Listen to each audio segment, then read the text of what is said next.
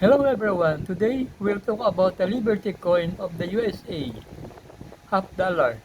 But before we continue, please subscribe to my channel, Jose TV3. Now let's continue.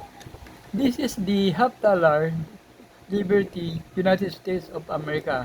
You will see here the year 1959.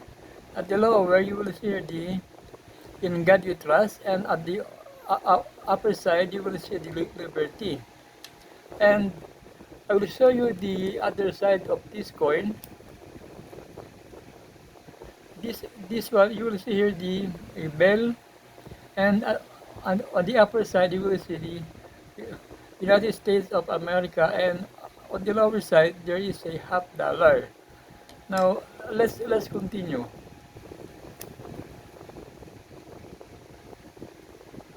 The 1959 Liberty half dollar, more accurately known as the Franklin half dollar, is with face-to-face value of the coin.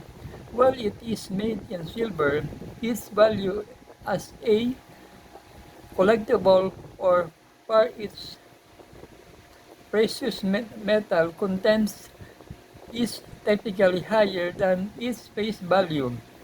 The coin was minted from 1948 to 1963 and is also referred to as the Franklin half dollar.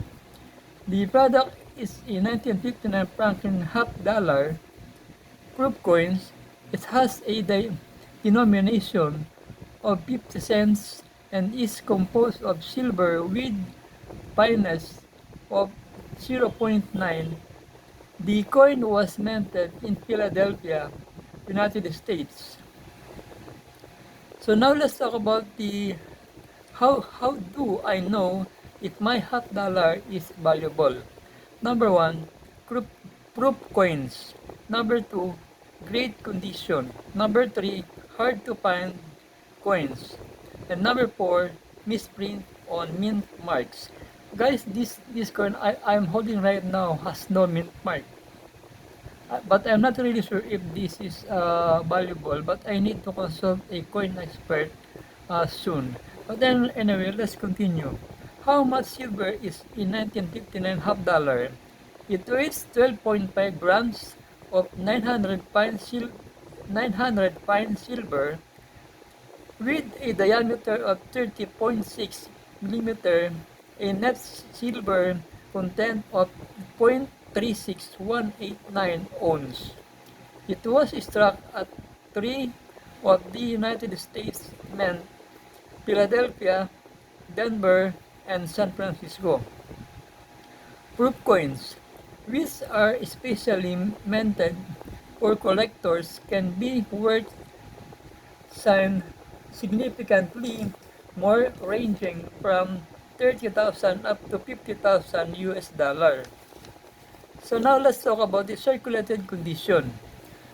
Circulated condition half dollar in circulated condition is worth around $15 to $18.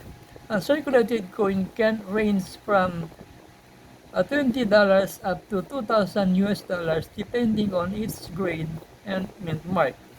Keep in mind that these values are estimated and may vary depending on the coin's condition, rarity, and demand. If you're interested in selling your coins, it's best to consult with a reputable coin dealers or get your coins graded by a professional organization.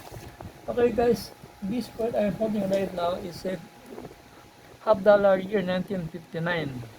So if you have a coin like this one, you are very lucky because this coin is a valuable.